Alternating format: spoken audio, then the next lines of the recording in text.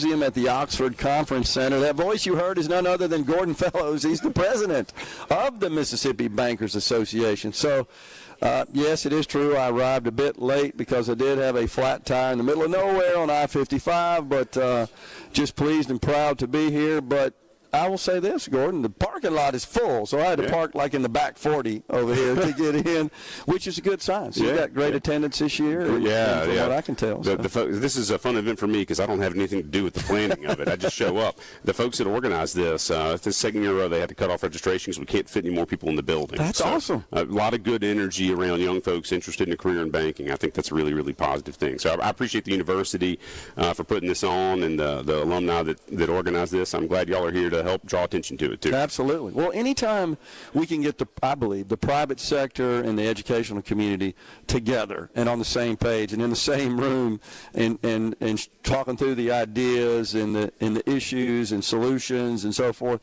that's always positive. Yeah. You know, and I know you're good friends with Dr. Syrie, who's been on. So he holds a chair of banking that was endowed by the Frank R. Day Foundation and the Mississippi Bankers Association 20-plus years ago. And before that, the Bankers Association made an annual gift to the university to fund the chair. So Ken holds one of the oldest state association-supported chairs of banking in the country. I'm glad you told us that. It's a really good history here. So we should tell the folks who Frank R. Day is, right? You want to do that? Yeah, so Mr. Day was the longtime leader and CEO of what is now Trustmark Bank, which was until a few months ago Trustmark National Bank, and is really sort of a known historical pillar of the banking industry in Mississippi, one of the sort of founders of modern Mississippi banking. Yes. So and a lot of the Lucky Day Foundation that he's set up does a lot to support scholarships and student involvement sort of around all the universities in the state, which is several of the universities in the state, which is really good. Really good legacy. And Mr. Day, I can speak from personal experience, was a very hands-on banker. Right. And as a technology partner to First National Bank, often, Gordon, when I would just inquire nicely about status of payment on invoices, it was waiting for Mr. Day's approval himself. And sometimes I'd have to go down there and explain, along with his IT people, this is what we did. But the fantastic very CEO, conscientious guy. Awesome, and did a great job building up that financial institution. So let's talk about the health of your members, the banks in the state of Mississippi. How they doing? Good. I mean, it's there's some. Charles was just talking in the panel about the economy, about sort of this is one of the less clear economies we've ever been in, right? Some people think it's up, some people think it's down. We don't really know. We had a shutdown, so there's no data, but in general, I mean, with the industry here has really sort of managed through a lot over the last 5 or 6 years and has come out really strong. So, we as a state are lucky to have the banks that we have that are focused on local development, focused on local customer relationships, and are very thoughtful in the way they deploy their assets to help grow the local economy. So a lot of good stuff happening around the state, economic development-wise. The banks are an important part of that, and we're very lucky to have the industry here that we have. I totally agree. Credit quality, how are they looking? Really good on the commercial side. It is interesting, and I heard you talking to Kathy about that. By the way, how great is Kathy? Oh, she's awesome. Awesome to have. So fortunate to have her here. And the state banking associations work very closely together, so she's become a good friend, and we're glad she's here. But the commercial wise, I think everything's pretty good. On the consumer side, the Mississippi banks don't necessarily see this, but they're beginning to see some past dues on credit cards. A lot of the credit card banks aren't actually headquartered in Mississippi, so those past dues and delinquencies and delays sort of don't show up in the Mississippi numbers. But if you look at sort of the credit card numbers, you see a little bit of that. So there's some consumer pressure, and I think that has been building for several years now, right? We saw affordability.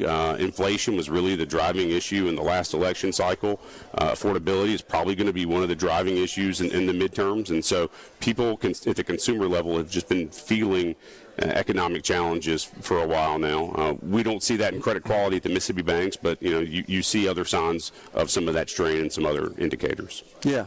So Gary in the Berg on the C Spire text line says, make principal and interest deductible for home buyers will help mitigate the cost a bit, or dollar for dollar tax credit on interest for 10 years. Well, Gary, you can deduct the interest. There's some limitations on it. I think $750,000 as I recall. Yeah. So you can deduct the interest portion, Gary. That stays in place, and I think that would be destructive to our economy if we eliminated that tax provision. Yep. You can't deduct principal, of course, but you can deduct the interest. I don't know about a tax credit, Gary. I'd love to see that, but that would cause some problems for the Treasury, I believe. And you can now, under the One Big Beautiful Bill Act, the Families Tax Act, I can't remember the new name for it, but you can deduct automobile interest. Yeah, to a certain amount. To a certain amount. Yeah, right, which is some great. income thresholds, I think, on that as and well. I think you and I had a conversation about this. There was also some important changes for the interest rates that lenders charge farmers in the One Big Beautiful Bill Act. And in a time when the farm economy is really getting squeezed, that was a good thing to see too. It's not going to solve the problem. Yeah. It does give lenders another way to help farmers. You have any thoughts, Gordon, about, or what, more importantly, I think, feedback from your members about this proposal for 50-year mortgages? Yeah, well, it's actually not something we've talked about a lot. The most striking thing I've seen, I followed Babylon Bee on Twitter X, and they tweeted out the other day that they're a parody. It's a parody, right? They tweeted out Dave Ramsey ended up put in the hospital with the idea of a 50-year mortgage, which made me laugh. I'm still laughing about that. But that seems. There would probably be some personal challenges for a lot of folks around that to get tied into something for that long. So something personally I don't really like, but it's not something we've taken a position on and really dug into yet. But if a financial institution wanted to loan money, to a mortgage borrower on 50-year terms, provided it didn't require some sort of government backstop where you would have to have government regulatory change, they should be able to do that. Make that a private thing, and especially if the bank wants to hold it on its books for 50 years, or that's.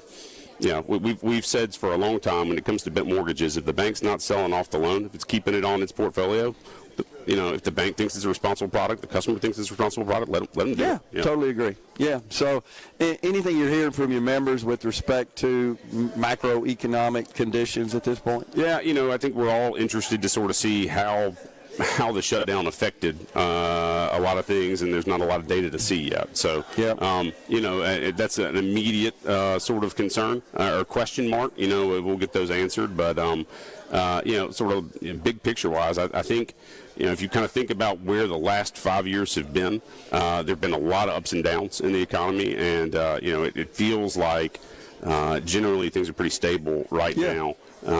Let's just sort of see where we are with unemployment as that data gets reported. And no data for October. Yeah, and so I think that caused a big market sell-off because the investment community said, we don't know where we stand, and they feared that the Fed may say, okay, we don't have any data. We can't cut. We can't cut. We're going to stay put.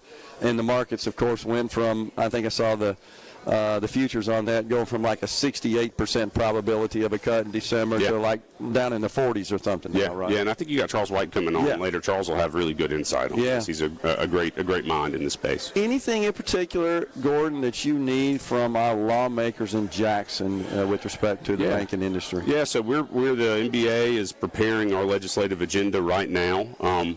Fraud is a big problem and has been a big problem for several years, and so we're taking a lot of steps to we took some important steps last year around mail theft and stealing checks out of the mail.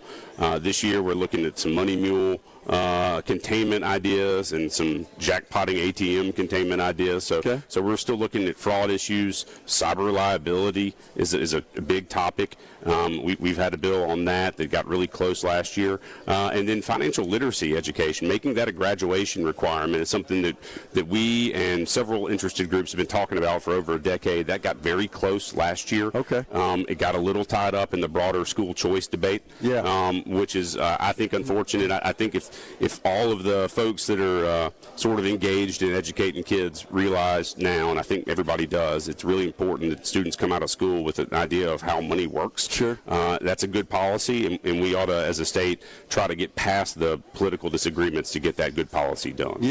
And that's something, Gordon, perhaps that some of the executives that work for your members could also provide some instruction right in the schools. We have a program called A Banker in Every Classroom. It was just last week. I don't know the numbers yet. We've been doing that for about 15 years, and literally, thousands of students have had the chance to interact with local bankers. And what's cool is the local banker and the local teachers have sort of over a decade been building relationships. You get the same banker going into the same classroom as kids progress. It's a really good program. Because so many, I was seeing a report on the way up here, hearing a report, I should say, about how many young people are using AI to guide them on financial decisions. Not you should go buy this stock or that equity or security or something, but just overall. But they're reporting that it's not necessarily working out right now. It is interesting. Part of this symposium is to talk about technology and finance, and so this afternoon there's a couple of really interesting AI panels that.